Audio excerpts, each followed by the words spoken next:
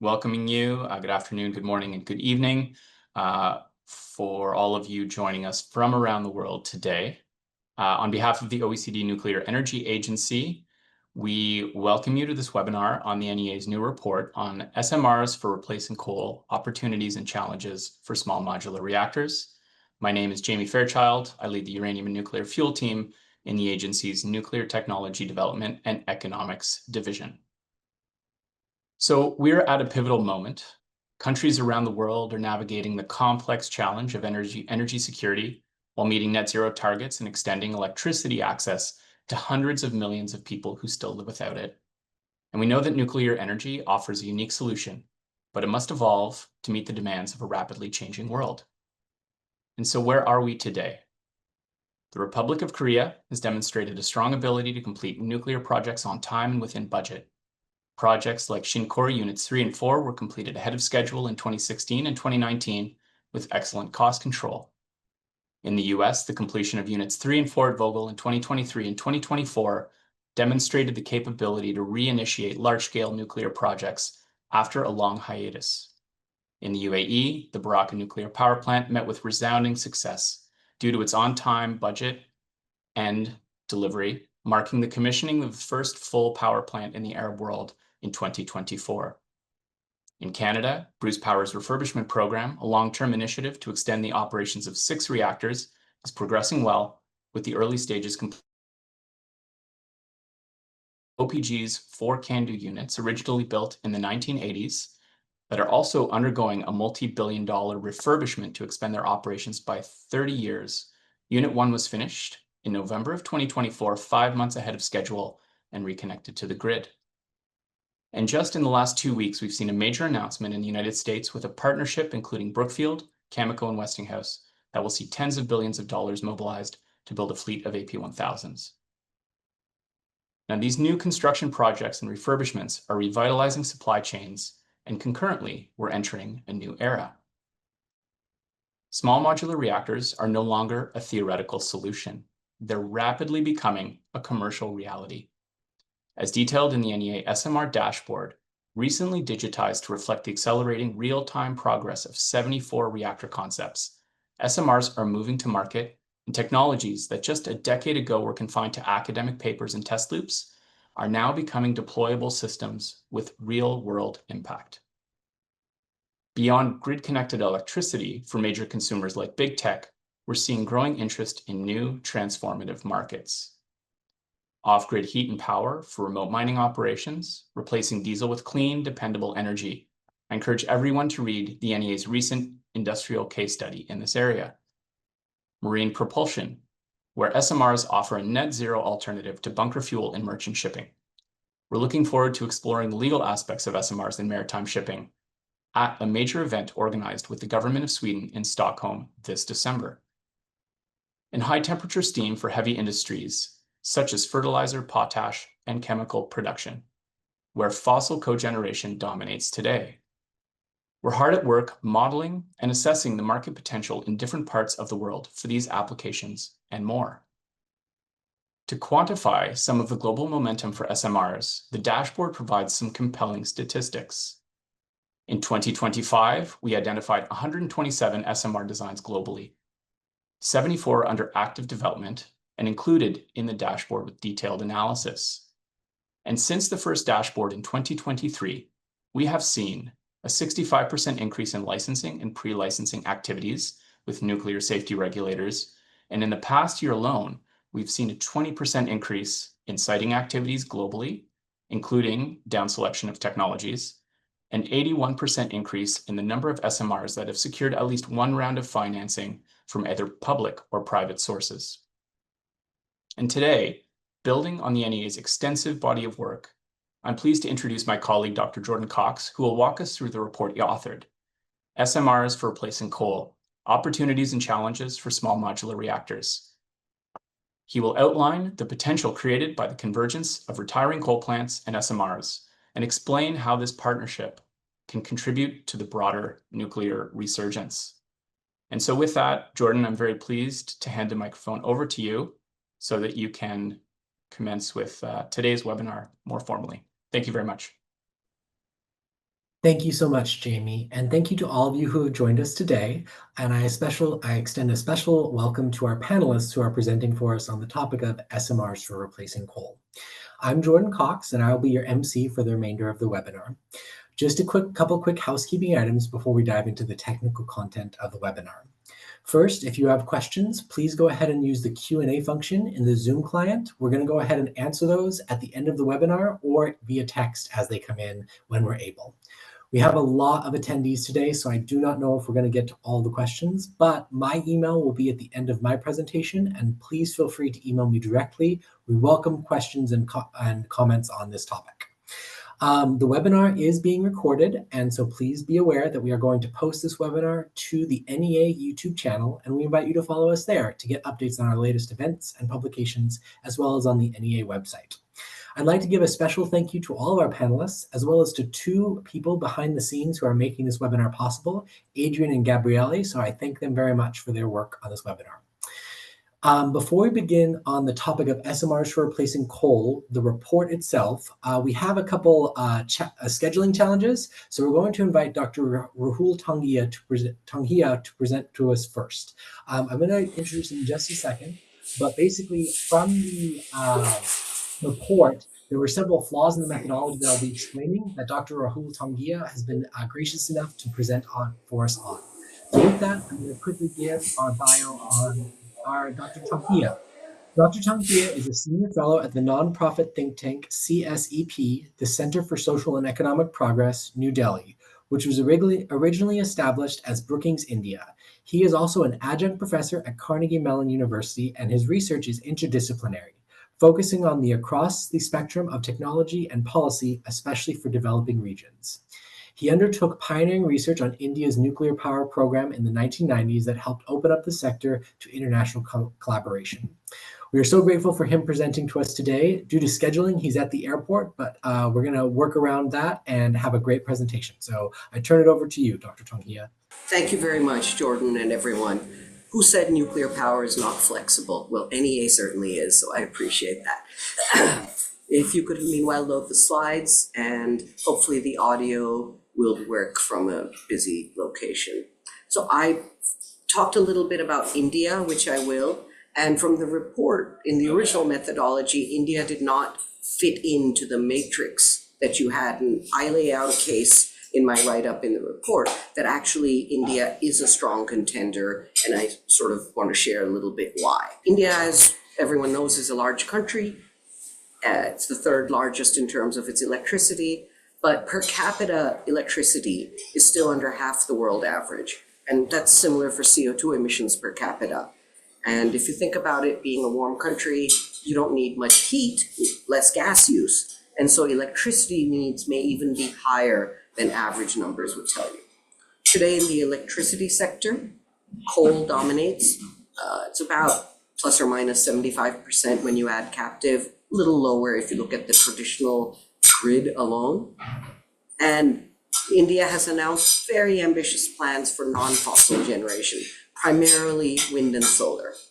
By 2030, they want to more than double the renewable capacity to 450 gigawatts, which is very ambitious, and non-fossil, they're saying 500.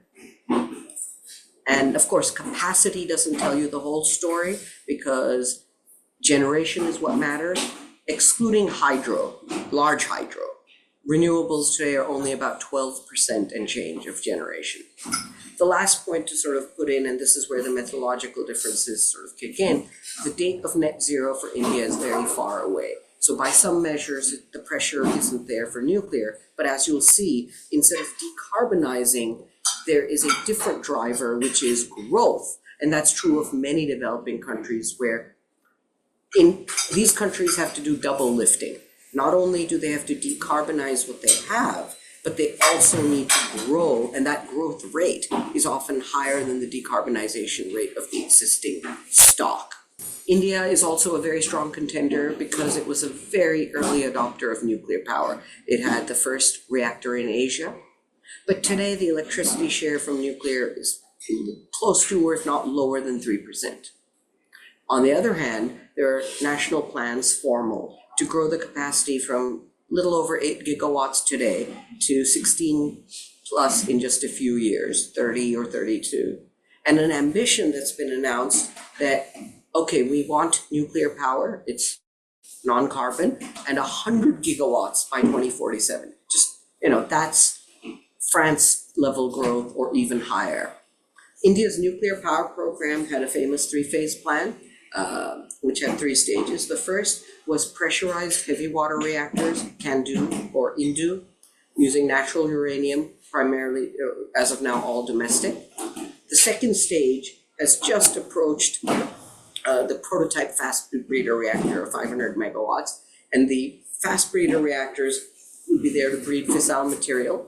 Right now in a loop that takes the spent fuel from the PHWRs, but eventually there would also be a plan to do conversion of thorium, for which India has the largest reserves in the world.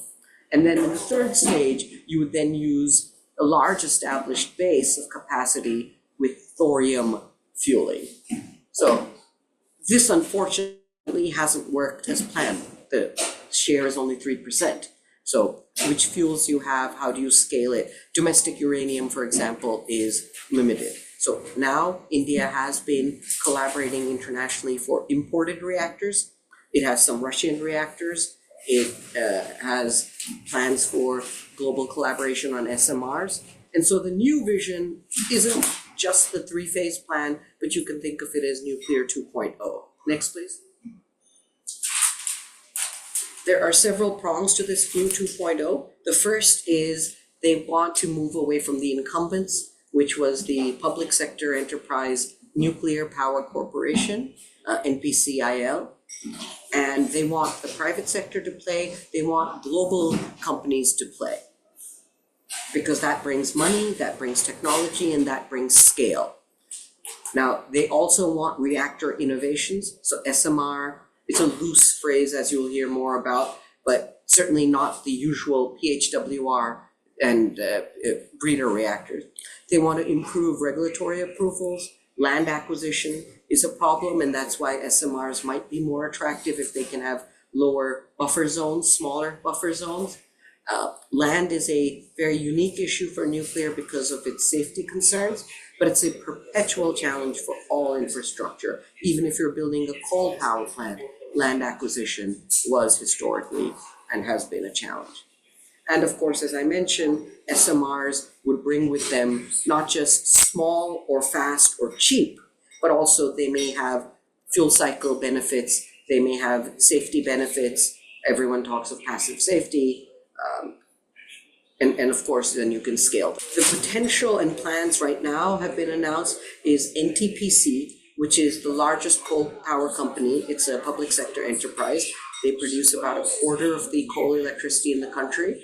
They have announced a joint venture with NPC, the nuclear entity, and it's called Ashwini Anushakti Vidyut Nigam Limited.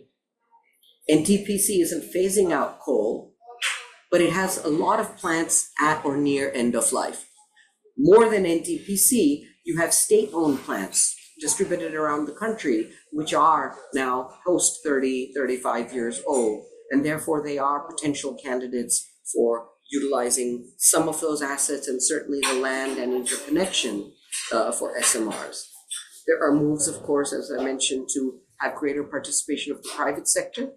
And most importantly, from a global and private perspective, there are steps being discussed formally to ease this, what's called the Civil Liability for Nuclear Damage Act, which effectively today is a no-fault liability, meaning even if an operator was not at fault, they would still be liable. And that, of course, dampens the investment spirit. A few subtleties in this that I wrote about. One is, of course, just because a coal plant is at end of life and maybe even idle or dead or decommissioned, you often have larger coal power plant sites with multiple units. So the first 2 units were built decades ago and are dead, but you still have units 3 and 4 or 5 and 6, which are not at end of life. So you have to figure out, how can I, if I can, coexist some coal with nuclear? If it were clean, empty, then it's a very different story. So that's one of the first things India would have to figure out. There are some that are green, clean, but that's much lower than the brownfield sorts of possibilities. Zoning and land use is, as I mentioned, always a challenge, but what do you do about the ash ponds that are there for coal waste? You first have to clean them up or empty them before you could build nuclear power plants. It's unsure based on technology if you can utilize the secondary side, how much can be reused. For India, but also many developing countries, the cost of capital is high, and so that obviously hurts nuclear power. The good news is there is limited resistance to nuclear per se, but at the same time, there's resistance to land acquisition in general. And the fundamental thing from a planning perspective is, how does nuclear fit in a high RE world? India has committed to, and the prices, the numbers say that renewables have a trajectory that's just yet to continue improving. So how does nuclear fit in that? And conventional wisdom says nuclear is relatively inflexible. India's PHWRs especially are inflexible, even though France has shown light water reactors can do what's called load following. They can go up and down as the load goes up and down. But that now depends on the chosen fuel cycle and innovations in SMR that are being investigated but not yet commercially proven. That's where we are today. So the next steps, instead of calling these supply and demand, I sort of mix those as technology side and absorption or deployment side. We obviously have to figure out the technology, how it performs, and what fuel choices make sense. Can you rely on indigenous domestic technologies, or would you need international cooperation? And of course, these are questions that all companies, all countries think about, from fuel to waste, non-proliferation. And on the absorption side, for India, the first task, which they are doing now, is site-specific assessment for figuring out the business case, but also the physical limitations for coexisting. There's still R&D and piloting. And here I use ecosystem on both sides, because you need ecosystems on both the supply side and the demand side. This is a sort of snapshot of India. It is a growing and ambitious partner, and it is a country with a proven track record of decades of nuclear power expertise, civil engineering expertise, and ambitions to look at nuclear not only for its own needs, but eventually also be a global partner and exporter of some of these technologies. Happy to join until my flight online with questions later. Thank you, Jordan. Thank you, NEA. Thank you so much for that presentation, and especially thank you for fitting us in with your busy schedule. We really appreciate you shedding a light on India as an opportunity for coal to nuclear replacement. We'll go ahead and show my slides now. So as I mentioned in the beginning,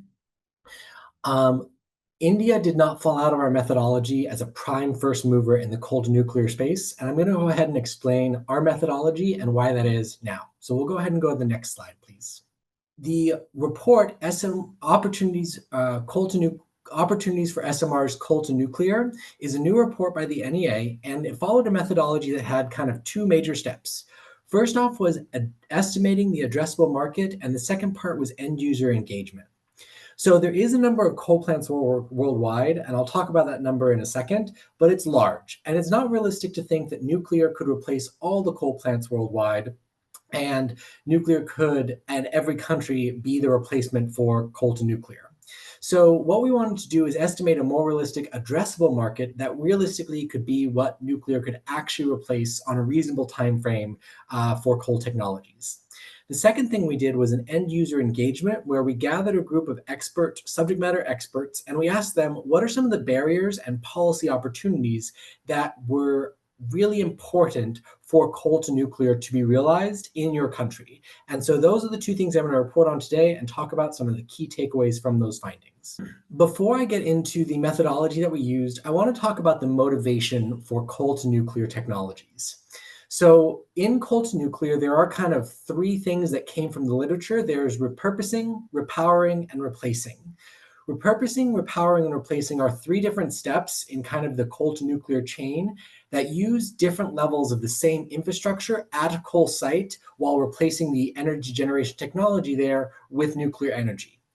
The goal of reusing some of the existing infrastructure, whether that's reusing the steam cycle, reusing the grid connection, some of which are longer lifespans than the coal plant that they were originally built for, or reusing the permitting and land around the coal site. The goal is to reduce the capital cost of the nuclear reactor site by reusing some of that existing infrastructure. For the purposes of my presentation, I'm just going to refer to it as replacing coal with nuclear, but I believe Antonio Villasolar, who will give the next presentation, is going to go a little bit more into depth on that. So the motivation for this is manyfold, and we learned a lot from our end user surveys, but the ones I'm going to talk about are shown here on the slides. The first one is immediate emissions reduction. So of course, nuclear as a non-tailpipe emitting technology, though of course there are carbon emissions when you take into account the life cycle impacts of nuclear, but at the tailpipe, nuclear does not produce carbon emissions. Importantly, it also doesn't produce nitrous oxides or sulfur oxides, what are referred to as NOx and SOx. So even though that nuclear technology is non-carbon emitting, there are countries and communities that are very interested in replacing their coal sites with nuclear sites, not just for the carbon emissions reductions, but also for the nitrous or the NOx and the SOx emissions reductions. These can have tremendous public health benefits and are some of the reasons that countries and companies and communities are interested in replacing their coal sites with nuclear. The second one is a workforce transition. So obviously many coal plants, especially around the world, have communities built around them that rely on the income from the coal plant as their means of income. And we want to make sure those communities also have an opportunity to transition to a clean energy future that includes nuclear energy. And so workforce transition and making sure that people who are interested in great high-paying jobs that can come from nuclear sites, making those available to the same communities that were once hosts of coal plants is really valuable to many of the countries that we have talked to and the companies that we've talked to. The next thing was baseload or dispatchable replacement. So obviously, traditionally, nuclear has been viewed as a baseload technology. Coal also has been viewed as a baseload technology, but increasingly with SMRs, there is a desire to have nuclear be a load-following technology. So whether that's baseload or dispatchable, nuclear technology can really be a backstop for renewable generation in either the baseload or dispatchable configurations. And this is where we get to the grid compatibility and reliable power. Many companies and parties that we talked to that were interested in coal to nuclear transitions were interested because nuclear could fill the same role that coal was already filling, just without those emissions, and have good grid compatibility. So when we talk about renewables are great, and it's important to note that they are filling large parts of the new order for many power systems around the world. But renewables are often variable, meaning you need some form of reliable backstop power to meet demand when renewables may not be available or perform at a lower level than projected. Nuclear energy, especially at coal sites that are or in places where they're replacing coal with nuclear, can be that reliable power. Finally, I'll mention the long-term, or two more things. I'll mention the long-term savings. So nuclear technology, although it's not the cheapest technology for a capital cost perspective, when you take the cost of nuclear technology, especially if you reduce it by using some of the same infrastructure at existing coal sites, the long-term costs amortized over the lifetime of the plant can deliver some of the cheapest energy available. And that's something that we've seen in our system cost studies and we've seen in other literature. The last thing I'll mention is stable fuel supply and national security. So many countries around the world are interested either to ride through price volatility or geopolitical tensions, stockpiling some sort of fuel source to protect their energy supply. This is where nuclear energy can be a real energy security asset and a national security asset. And by replacing coal with nuclear, you can increase your energy security and stockpile those fuels to ride through the price volatilities and geopolitical tensions. So those are some of the motivations that we found from the end user survey. With that, we can go to the next slide, please. So the methodology here was two parts. The first was the data analysis part, and the second was a survey and a structured interview part. The data analysis part began with the Global Energy Monitor. The Global Energy Monitor is an organization that keeps track of all coal plants operating globally. And I really want to highlight their great work here in keeping track of these and making this data publicly available. This Global Energy Monitor formed the total market that we looked at for the coal to nuclear kind of pipeline of plants that could potentially be transitioned from coal to nuclear. Now, of course, the total market was much bigger than what we will actually see realized if coal to nuclear becomes a widespread kind of technique for transitioning grid systems. In order to make it into an addressable market, which is the realistic market that we could see, we wanted to apply several country-level filters. So we developed a policy tracker, and we applied these country-level filters that I'll detail in the next slide to get us to an addressable market. And so just to give some top-line numbers that you'll see in the report, the total market is about 2.2 terawatts electric globally, which is the existing coal fleet kind of globally. Everywhere in the world, that's about the size. Once we applied the filters in a strategic manner, we got to about 450 gigawatts electric that we could see realistically addressed by coal to nuclear technologies in the immediate, near term, and long term, and I'll talk about those in the coming slides. The second part of the methodology detailed in the report are surveys and structured interviews. For this part of the report, we gathered subject matter experts, and I want to emphasize here these are people that were in the coal and electricity generation technology industries that were non-nuclear. This is important because we at the NEA are nuclear experts, but we don't know about each of the markets that we are setting up in these set of reports on opportunities for SMRs. And so we have to go find the information from subject matter experts and understand the barriers and policy opportunities from these structured interviews to make policy recommendations for countries, companies, and interested communities. Next slide, please. All right, so I want to talk through the filters a little bit to make sure everyone understands what we did. As I mentioned, the theoretical market began at about 2.2 terawatts electric, and that was global coal power plant capacity that may be replaced by SMRs. The filters we used were the IAEA Non-Proliferation Treaty protocols. So there's the Non-Proliferation Treaty, and then there are protocols adhered to by the IAEA that enhance the Non-Proliferation Treaty. And that was the first filter. We looked at whether a country adhered to IAEA Non-Proliferation Treaty protocols as adhered to by the IAEA. The second filter was the nuclear phase out. So we looked at countries that were not phasing out or did not have a plan to currently phase out their nuclear technologies. I'll talk about that a little bit more in just a minute on the next slide, but just know that we focused on countries that do not have a nuclear phase out plan as of 2023. Nuclear in the energy mix looked at countries that were already operating nuclear reactors. Net zero commitments looked at countries with a net zero commitment at or before 2050. Coal phase out looked at countries that had a coal phase out policy. Aging coal fleets means coal or countries with plants that had longer than 40 years operational lifetime. And utility experience means that we looked at utilities that had experience operating nuclear reactors. This resulted in an addressable market, or what we are calling the market potential depending on time frame, immediate, near term, or longer term. Next slide, please. So we applied these filters not in aggregate, but in kind of a stepped approach. And I'm going to walk through that approach now. So the largest category is longer term, which is beyond 2050, and those held to two filters. Filter one, which was adhere to the IAEA non-proliferation protocols, and filter two was an absence of nuclear phase-out policies. Some countries since 2023 have changed their stance either on net zero commitments or on nuclear phase-outs. This is happening very quickly as many countries are realizing the need for nuclear, especially in their decarbonization plans. We froze the analysis based on 2023. This analysis could be repeated today and new numbers would come out based on the changing policy landscape. But at some point we had to freeze the analysis and say, these are the results based upon the policy landscape in 2023 when we first conducted all this work.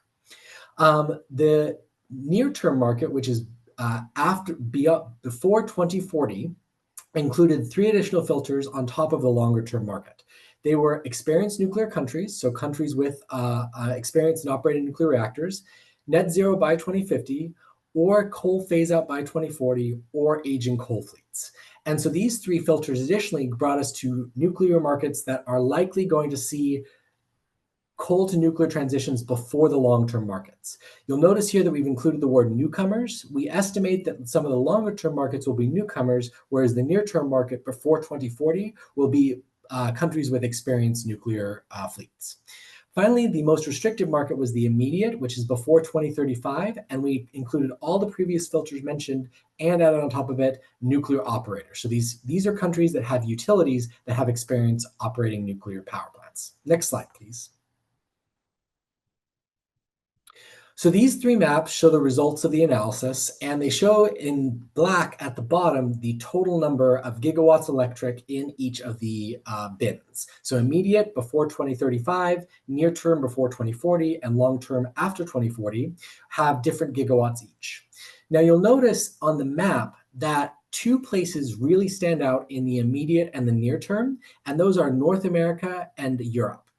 And these two regions, have coal fleets that are particularly aged and policies that really lend themselves for coal to nuclear transitions, which is why they came out of our analysis as the places likely to be first movers in coal to nuclear technology, the coal to nuclear technology pipeline. In the longer term, though, you'll notice there are some places in Asia and Oceania that are also really likely to adopt coal to nuclear technologies based upon our analysis.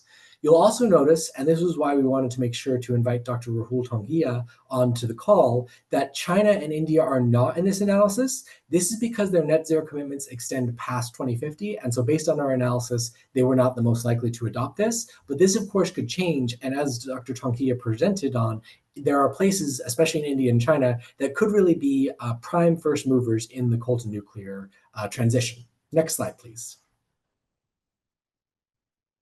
So I'm coming up on my time here, and I want to make sure to leave enough time for Antonio Vallasoler, but I wanted to focus on just a couple more things here in this presentation. This is a funnel chart that shows the impact of each filter, and very briefly, as we can see from our analysis, the net zero commitment was the largest filter that may or may not be related to coal to nuclear technologies. So as I mentioned in the beginning, countries, even though they may not be pursuing a net zero commitment, are still interested in the coal to nuclear transition for other reasons. But as you can see from our analysis, that was the biggest filter that had the most impact on different countries' likelihood of coal to nuclear. Next slide, please. All right, so I want to get into the survey and structured interview results. And I want to explain this chart here on the right, which we found really important for policy mechanisms for countries interested in coal to nuclear technologies. First, in the upper left quadrant, we have coal giants. And the axes here are coal capacity. Basically, 3 gigawatts and above were considered high coal capacity, and 3 gigawatts and below were considered low coal capacity. And then the horizontal axis is nuclear experience. So the low nuclear experience are utilities without nuclear experience, and high is considered nuclear utilities with nuclear experience. In the upper left quadrant, we have coal giants, what we are calling coal giants. These are utilities with a small number of utilities, but a high amount of coal capacity, 102 gigawatts from that 450 gigawatts that we identified earlier, that are interested in coal to nuclear, but don't have the experience of nuclear technologies to really be the first movers in this space. If we move to the next quadrant, the one in the upper right, we have probably what are going to be the first movers. With policy recommendations, we are calling them nuclear veterans. These are a small number of utilities with a high number of coal power plant capacity. And these ones are very interested in coal to nuclear transition, but they were very worried about the government's incentives, particularly on the regulatory landscape of coal to nuclear sites. So they had the most to say in terms of things like, how do we make sure that the regulatory bodies in our countries are ready for licensing applications that involve coal sites? If we look at the bottom right quadrant, we get diversified generators. This area is probably the hardest to recommend a policy towards, but the diversified generators were about 31 utilities with a very small amount of coal capacity, but they did have nuclear experience. But because there are so many utilities in this space, tailoring a policy recommendation in the report was very difficult. The final one is the bottom left quadrant, which is nuclear newcomers, which are a lot of utilities, but they have a large amount of coal capacity. And these ones are the ones that also talked about the potential synergies in the coal to nuclear sectors, where we could learn from the coal sector in terms of licensing our nuclear site. So I want to mention just a couple things here. In our results, nuclear experience matters. There was a timeline mismatch, though. Many companies were very interested in transitioning coal to nuclear, but they were ready to do this today, and there are not SMRs or licensing pathways today for this transition. And so they were very worried about how do we quickly make the licensing landscape such that there is a safe path to licensing coal sites for nuclear sites. So there was a very big timeline mismatch in our survey data here. There were many fast followers, people who were very interested once the path had been set, but not as many first movers in our survey data. The final thing I'll mention here is the role for governments. So in our report, we had a box specifically authored by some of our government partners that mentioned that they had gone through this process of pre-licensing and pre-identifying coal sites that might be of interest to nuclear sites. So they looked through things like seismic data and accident scenarios at existing coal sites and went through and said, this site might be prime for coal to nuclear conversion, this site might not be. And that's something the role for governments can really take on, is a pre-licensing exercise in order to pre-authorize sites for coal to nuclear conversions. When I say the role for governments, many people thought initially of things like tax incentives or subsidies or financing incentives, and those are actually less important than licensing surety on that process from the coal to nuclear conversion.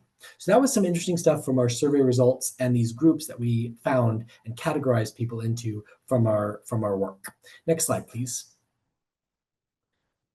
So the key takeaways are nuclear veterans and coal giants could be the first movers in the space. It's hard to overstate the role of governments in policy in easing that regulatory path from a coal to nuclear site conversion, but there are significant opportunities for future analysis that do need to be done on a case-by-case basis for each coal site, but there is work for governments to look at all the coal sites in their country and potentially begin that pre-licensing process that we talked about in the survey slide.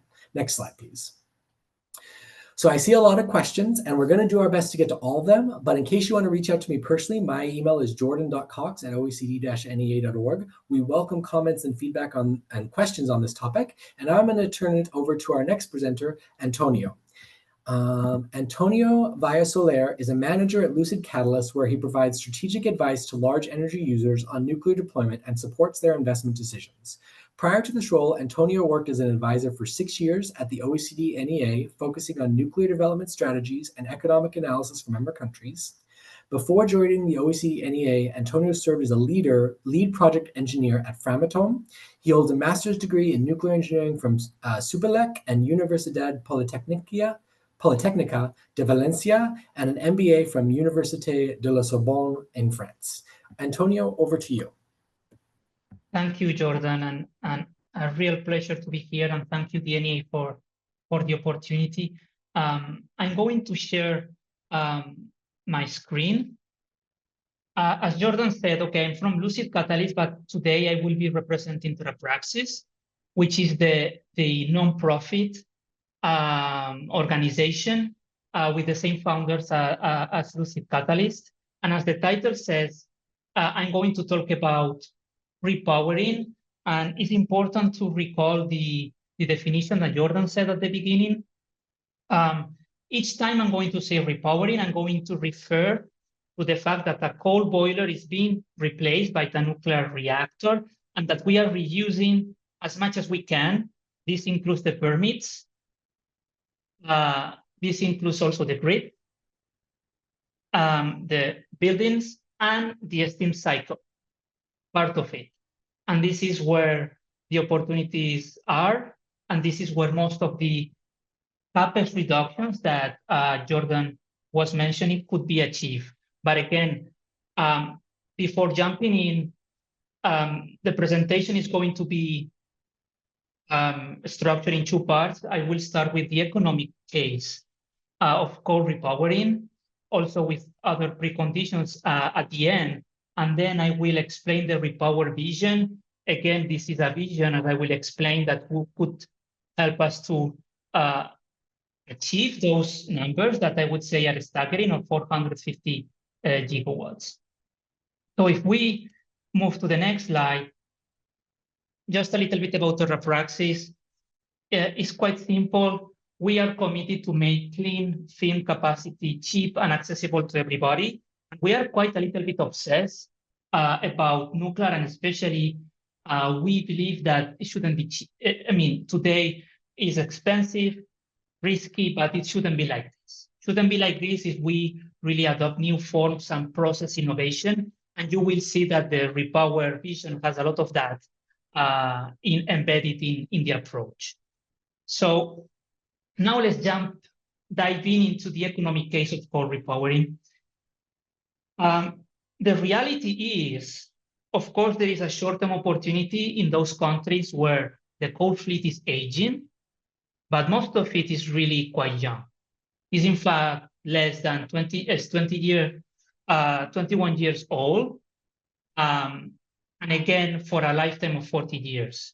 So even if we have seen retirements accelerating, of course, maybe in Europe and also the US, because the economics did not work, the reality is that we are building more than we are retiring.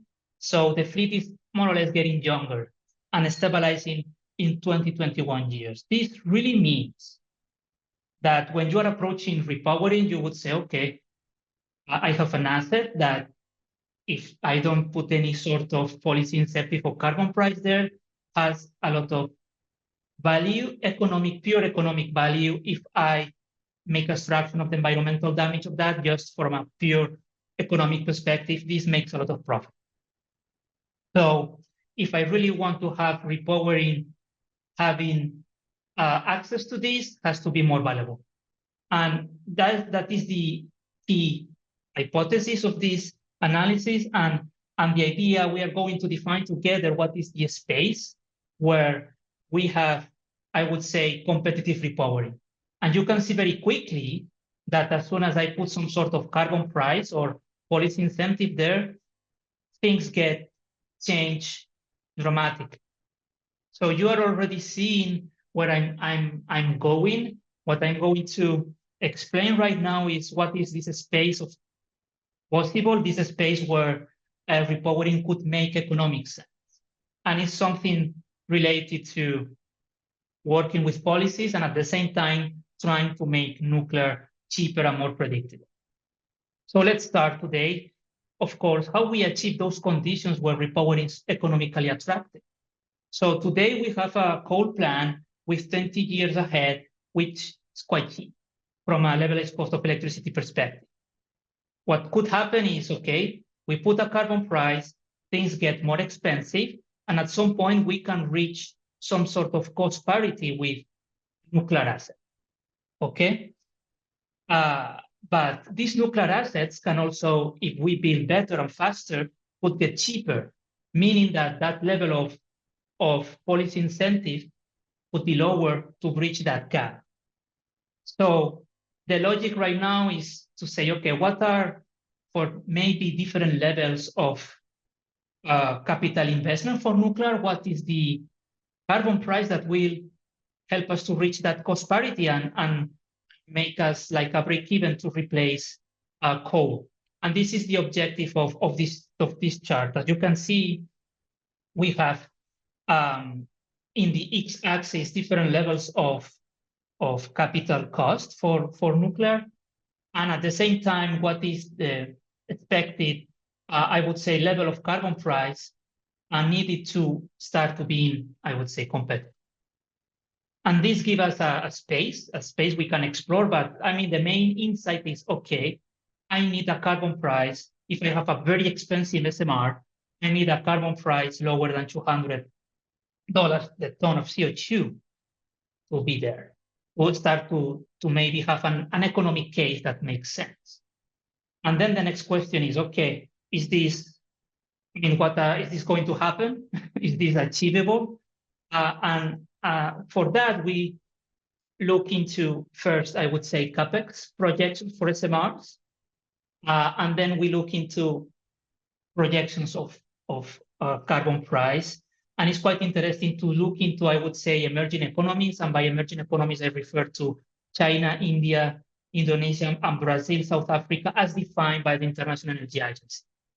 So if we look into the capital cost projections of SMRs, we refer to the good work done by NREL Institute in the US, where they have conservative and more aspirational or advanced scenarios. And if you apply this CapEx reduction of 35%, and it's something really well documented in the literature, that if you really repower up to the steam cycle, you could save up to 35% of the cost of the capital cost of an SMR by reducing the infrastructure, then you can see that that cost gets lower, and we are reaching a range, I would say, between 6,000 and 4,000 dollars per kilowatt electric, getting very cheap if we are really, I would say, in the advanced scenario. But the idea is costs are projecting to go down, and maybe the level of carbon price needed is around maybe $60, $90 ton of CO2 to make this attractive. But at the same time, do we see that happening? So of course, if we look into the IEA and the World Energy Outlook and what they expect, we see carbon prices, at least to reach the net zero, if we keep that ambition, that are going to rise over the $100 ton. So as a conclusion, I would say that we have some sort of economic case for coal repowering, assuming that these projections materialize. But I just explained the economic case, but you also have some sort of preconditions that are not only economic. And this is quite important. And for example, I invite you to look into this table compares the three approaches or options: repowering, repurposing, replacing. But if you focus on repowering and then you take a look into the reactor technology feed, the ease of integration, and the timelines, this is where things really get interesting. Because in fact, to have repowering, you really need to match the temperature of the steam if you really want to repurpose the steam cycle. And for that, you need advanced nuclear technologies that are not like water-based. At the same time, you are going to, in an direction, you are going to reduce more, so integration might be more difficult. Even if there are technological or design choices to limit that, but you may need some additional engineering that will increase the cost. Then, of course, as soon as you move to advanced nuclear, you are pushing your timelines further a little bit. You also need a regulatory framework in place for that. So it's fair to say that repowering based on these principles these preconditions, I would say, is not as immediate as maybe repurposing or replacing with nuclear. And this is also important. So you need the economic case and these conditions to have, I would say, a full repowering case. And now maybe I will try to do this in 5 minutes. So the repower vision for TerraPraxis, you have to interpret this more as a design framework, really, for designers and vendors, target an aspirational target, meaning that the closer you get to this vision, we expect or we believe the cheaper will be nuclear power and the faster you will deploy, and more of that cake of the pie will be bigger, you will get more of that addressable market that we just described. So here you have a render of a coal plant, and you can see already what can be reused, the grid, the steam cycle with the turbines and the cooling systems, and also the supporting buildings. We really add a thermal storage here, and the reason why this provides you some flexibility also for the grid, but I think is from a design perspective is essential, is a buffer that really isolates the coal plant from the nuclear part and really facilitates integration. You could imagine that you have a data center or an energy user having facilities here. And then we have this box, which is the nuclear power plant.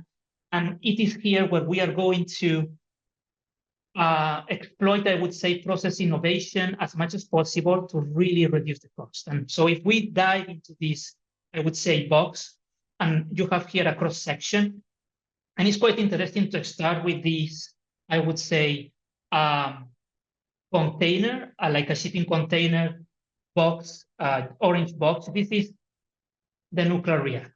And this nuclear reactor fits then in a, I would say, containment or cocoon, which is precast concrete, providing that shielding and safety function that then is seismically isolated. And this is where we believe that the nuclear part should end. And then the rest of the facility is really, I would say, industrial grade components. And then everything should operate as a kit of parts, really like Lego pieces that come together, so you accelerate deployment. So the three principles behind building nuclear as this is really this design for manufacturing and assembly, which means that from the inception, as soon as you design a nuclear reactor, you bring the manufacturing constraints and the supply constraints and the assembly constraints there. So you can really achieve faster deployment. There is a lot of being site independent, and for that you have SMRs that of course have lower source terms. So in terms of cooling, the constraints are lower because of their size, as I said, but also we have this seismic isolation. And as I said, the third principle is really having this thermal storage, which is the buffer and the separation, so facilitates integration and the regulator and the licensing case as soon as you want to go closer or repurpose some coal components. And this is just a different visualization because, of course, today you have some containerized designs, mainly microreactors, high temperature reactors, and molten salt designs. But the idea is also to have a more flexibility in this squid deliver approach. So you can have the same principles of precast concrete working as a containment, but that could accommodate other kind of designs that are not necessarily containerized. Then just trying to finish, these are really the different preconditions that we need to make this vision happen. And the closer we get, the cheaper, as I said, will be nuclear and the faster we will deploy. Is getting towards mass manufacturing or factory fabrication as much as possible. And this is possible as soon as you get smaller components, simpler in geometry, low pressure, thinner components. That facilitates that manufacturing and is possible with advanced nuclear. Then you have a standardized deployment architecture, very similar to what you have in your computer today, where you have a place for your GPU, for your CPU, for your hard drive, for your motherboard. Okay, imagine that you have this architecture across sites, and this boxes and interface is really well defined, so the supply chain can design for that in the same way that Intel or AMD designs for that. This will increase the pool of suppliers, reducing the cost. These are the delivery innovations, and then finally is the product-based licensing, getting closer to something like license once, then build many. And you will see how there are some examples already in aviation and maritime industry, and there is also already some codification in the NRC allowing for this, but has never been exploited. And then finally, of course, having customers and project developers. But just to finish, I just want to say there are currently some seeds that are already planted. Let's see that go into this direction of these enablers. Like we have Allo Atomics, Copenhagen Atomics, BWXT, Banner Design, Radiant. All of them are some sort of microreactor, some of them containerized, that are leveraging as much as possible factory fabrication. We have examples of open architecture in the automotive data centers that could be theoretically applied to nuclear. In terms of product-based licensing, as I said, we have type certification in aviation and shipping, but we have the manufacturing license already codified in the NRC. It hasn't even been applied, but you have some pedigree there, so you can, again, as I said, license once and then have some sort of type approval for the different units as soon as they go out from the factory. And then finally, this customer and project developer ecosystem, we are seeing this appetite from big tech on nuclear, and they are really stepping in, sending these demand signals, and even collaborating with some vendors, even some developers. Really, the developer figure is quite interesting. You expect to have an organization that today is an integrated utility, but tomorrow could be a company, is a space that is not really filled today in some regions where you have a company specialized that secures sites secures financing, secures the EPC, and proposes something that can be contracted to a customer in other industries. And there are some early examples of this with the collaboration between Elemental Power and Google. But just to finish, and hopefully we can answer to some questions, repowering to happen needs to be more valuable than the existing coal plants, and we have defined some sort of a space for that, with CapEx going down and some level of public support with carbon price. Of course, the fact that you save some CapEx will help to achieve those conditions, but this is not the only thing. You have the economics, but you also need the technology in place, and as I said, the licensing regime, because you are stepping into advanced nuclear if you want to repower a coal plant. And then the repower vision is just pushing process innovation as much as possible to do that, with some industrial examples and some regulatory groundwork already available, that we invite also vendors to exploit so we can achieve this vision. And with this, thank you for your attention, and always a pleasure to share this with you. Thank you so much, Antonio. And I want to thank everyone who has participated so far. We got a lot of questions, and I think I'm going to focus on 3 that were repeated a couple times throughout, well, technically 5, that were repeated a couple times throughout the Q&A. So we got a few repeats, and I'm going to focus on those. We'll give Antonio a break, and I'll try to answer the first couple. Firstly, we got a lot of questions about, will the slides be available? The recording for this webinar will be available, and a link to the YouTube should be provided, I believe, with the Zoom registration. If not, please check the NEA website and our NEA YouTube channel, and all this material, I don't know if Antonio's slides will be available, but the recording of our presentation will be available on the YouTube website. The second one was, there were a lot of questions about tracking SMRs. I am not the world expert on tracking where SMRs are being deployed, but the NEA has produced the SMR dashboard, which tracks that. And so please check out the NEA SMR dashboard, which tracks SMR development globally and highlights some of the places where they've already been installed, where they're currently being constructed, and where they're being developed. So if you have any questions about the current state of SMRs, I will refer you to the NEA SMR dashboard.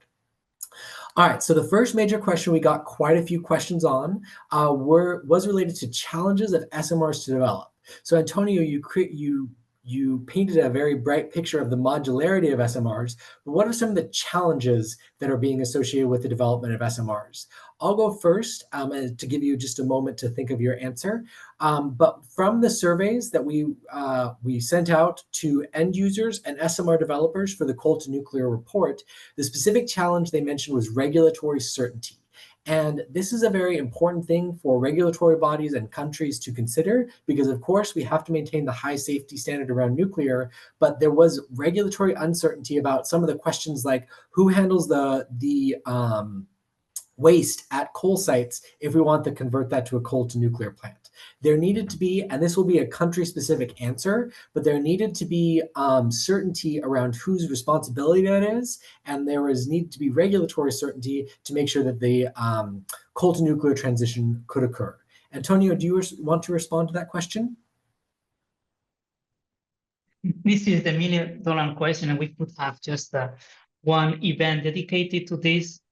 So the first part, I would say, these are part of what I would say there are market drivers. And one of the main challenges, and it was on one of my slides, is that today, SMR, at least from an end user consumer and energy user, are perceived as risky because of their costs, essentially. We do expect that as soon once will be replaced, this will change.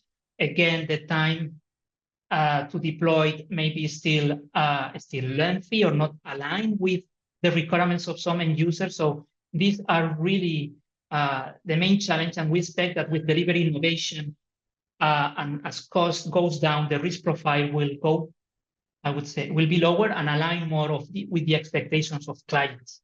And this is something that we need to address. Then, of course, as you said, you have this regulatory uncertainty that maybe with this some sort of type certification we could address.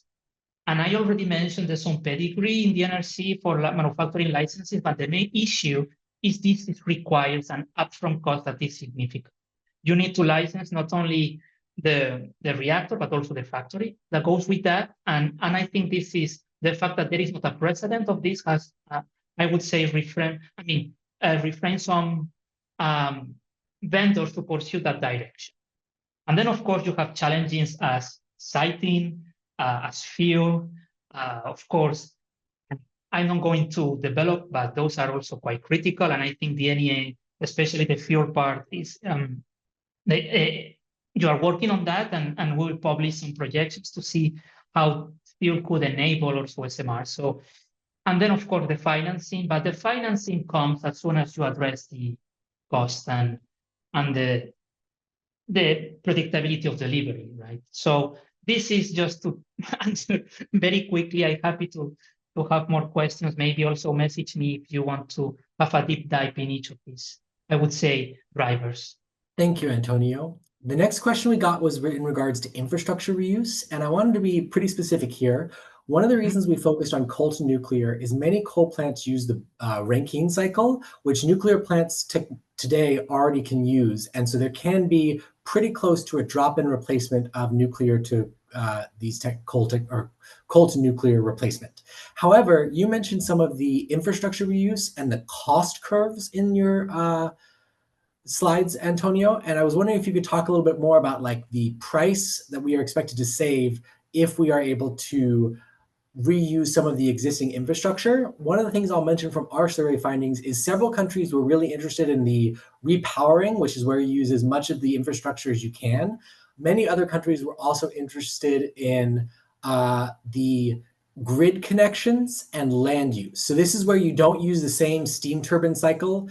This is where you don't use the same turbine assemblies and whatnot. This is where you use just the same land and grid connection.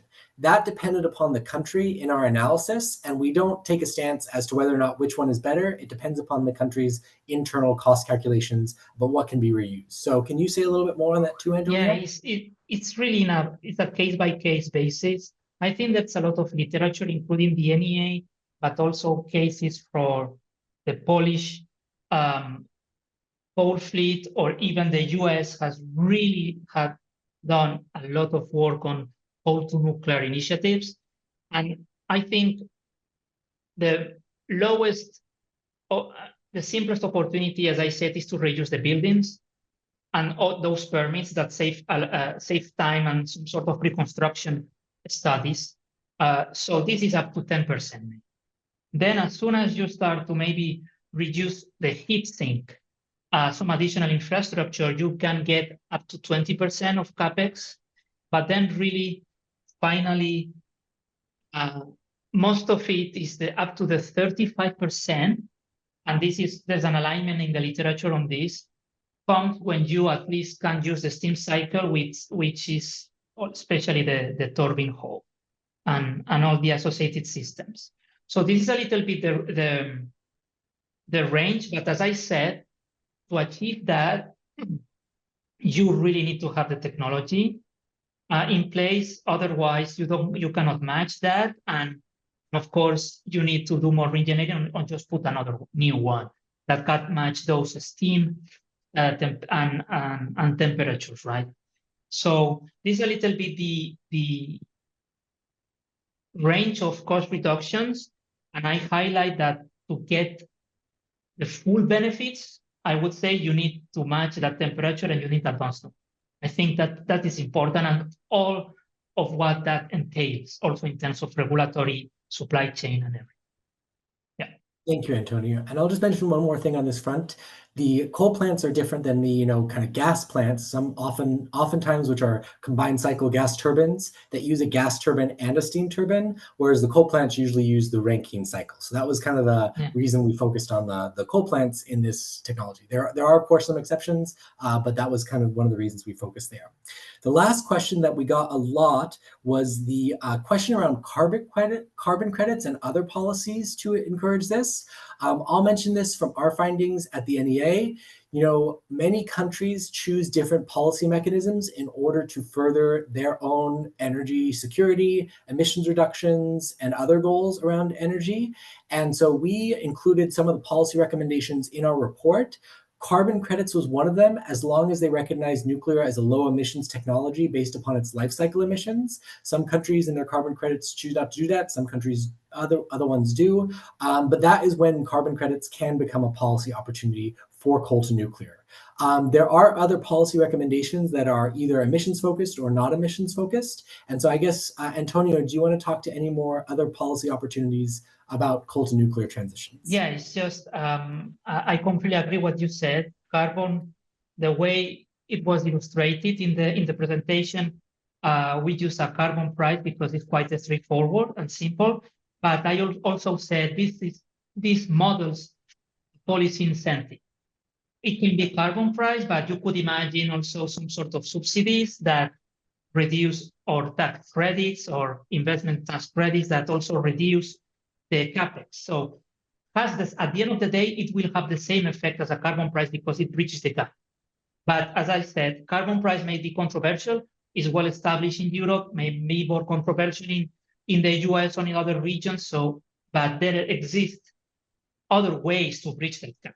And this presentation is not about the carbon credits or the carbon price, it's about the policy push happening in some way, and at the same time, the technology getting cheaper. The cheaper it gets the technology, the lowest the policy push is needed. And also at Terra Praxis, we believe on industrial policies and the fact that this has to be seen as something transition. As soon as the technology is competitive and is commercially viable, the policies can face that. So this is what they have to add. Thank you so much, Antonio. One more question I'll address that we got a lot of was which technology were we looking at in the coal to nuclear conversion? In the report from the NEA, and this is different from other products that have been produced around the topics of coal to nuclear conversion, we did not pick a winner or a loser in this technology thing or in this technology decision because different countries are pursuing different avenues. And so we wanted to be as inclusive as possible of coal to nuclear. There are some technical challenges. So, for example, if you have an SMR with a lower temperature, it has to match the temperature of the coal plant in order to be a drop-in replacement.